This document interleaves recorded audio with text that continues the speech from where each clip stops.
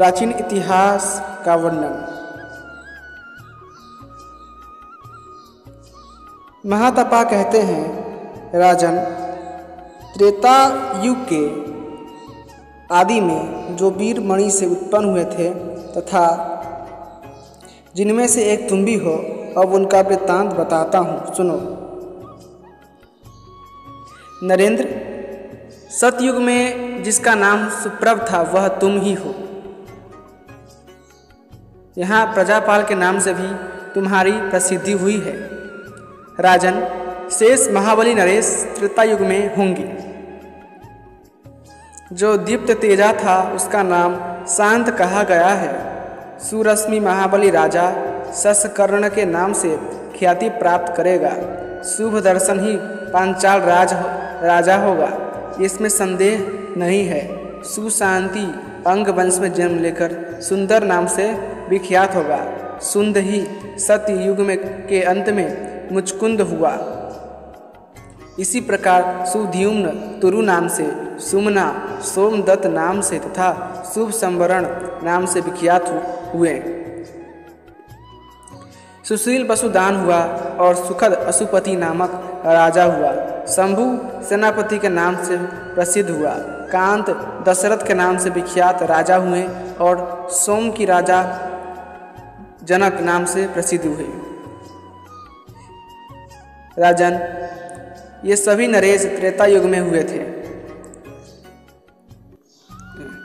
वे इस भूमंडल के राज्य सुख को भोग कर अनेक प्रकार के यज्ञों द्वारा भगवान की आराधना करके निसंदेह स्वर्ग को प्राप्त करेंगे। भगवान वराह कहते हैं, हे वसुंधरे, यह उत्तम ब्रह्म विद्यामृत नामक आख्यान है। इसे सुनकर राजर्षि प्रजापाल को अत्यंत आनंद हुआ और वे अंत में तपस्या करने के लिए वन में चले गए। इस प्रकार तप एवं ब्रह्म का चिंतन करते हुए उन्होंने 5 भौतिक शरीर का परित्याग कर दिया और अंत में ब्रह्म में ही लीन हो गए। राजा प्रजापाल ने यह तपस्या वृंदावन में की थी। वहाँ तपस्या करते हुए उन्होंने भगवान गोविंद की इस प्रकार स्तुति की थी।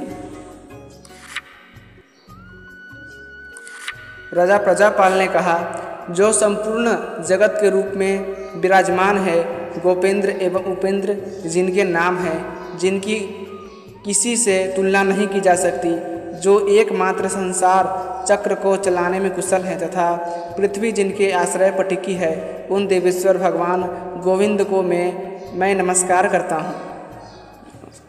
श्री कृष्ण, आप गौओं के रक्षक हैं, जो दुख रूपी सैकड़ों लहरों के उठने से भयंकर बन गया है तथा जिसमें वृद्धावस्था रूपी जल की भंवरिया उठ रही है एवं जो पाताल तक गहरा है, ऐसे संसार समुद्र में मैं गोते खाता हूँ। ऐसी स्थिति में मुझे सुख देने में समर्थ एकमात्र आप अप्रियमेय स्वरूप प्रभु ही हैं। विभो, आपको मेरा नमस्कार है। भगवान, आदि व्याधियों तथा ग्रहों के द्वारा मैं बार बार इधर उधर घसीटा जा रहा हूँ। उपेंद्र, आप संपूर्ण प्राणियों के बंधु हैं। जनार्दन, दुखी एवं व्याकुल व्यक्ति पर कृपा करना आपका स्वाभाविक गुण है। अतः महाभाग, आपको मेरा नमस्कार है। सुरेश, सर्वज्ञों में आपका सबसे श्रेष्ठ स्थान है। यह अखिल विश्व आपके प्रयत्न से ही विस्तृत है। प्रभु, आपकी छत्र छाया में गोप आनंद करते हैं। चक्रधर प्रभु, मैं संसार से भयभीत हो गया हूँ, अतः मेरी रक्षा करने की कृपा कीजिए। हे अच्युत, आप परम देवता हैं। सुर समाज में आपकी प्रधानता है। आप पुराण पुरुष हैं। चंद्रमा में प्रकाश आपका ही तेज है। अग्नि आपका मुख है। गोपेंद्र, मैं संसार में भटक रहा हूँ, मेरी रक्षा आप करें। सुरेश, भला इस सुख दुख आदि द्वंद्वमय संसार में रहने वाला कौन ऐसा प्राणी है जो आपकी माया को पार कर सके। हे गोपेंद्र, आप अगोत्र, अस्पर्श, अरूप, अगंध, अनिर्देश्य और अज हैं। जो विद्वान व्यक्ति ऐसे आप पूजनीय पुरुष की उपासना करते हैं, उन्हें मुक्ति का पात्र माना जाता है। आपकी न कोई मूर्ति है और न कोई कर्म।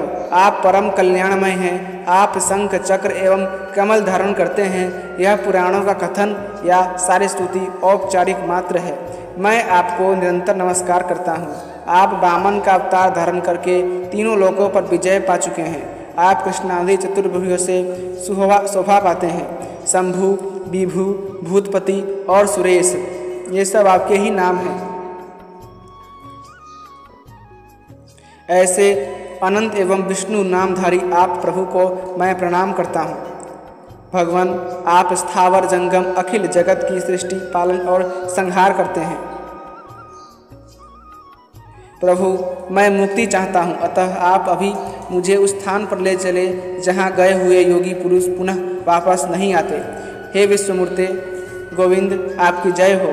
सर्वज्ञ, अप्रमेय एवं विश्वेश्वर आपकी जय हो, जय हो। भगवान वराह कहते हैं, हे वसुंधरे, उस समय राजा प्रजापाल ने इस प्रकार भगवान गोविंद की स्तुति की और अपने शरीर को उनमें लीन कर दिया और वे शाश्वत धाम को पधार गए। अतः पंचत्रिंशोऽध्यायः संपूर्णम्। इसी के साथ वराह पुराण का 35वां अध्याय समाप्त हुआ। यदि आपको हमारी ये कथा पसंद आती है, भगवान वराह आप पे हमेशा कृपा करें और कृपा करके इस चैनल को सब्सक्राइब करें और चैनल वीडियो को लाइक करें तथा अपने दोस्तों के साथ अवश्य शेयर कीजिए। धन्यवाद। जय श्रीमन नारायण।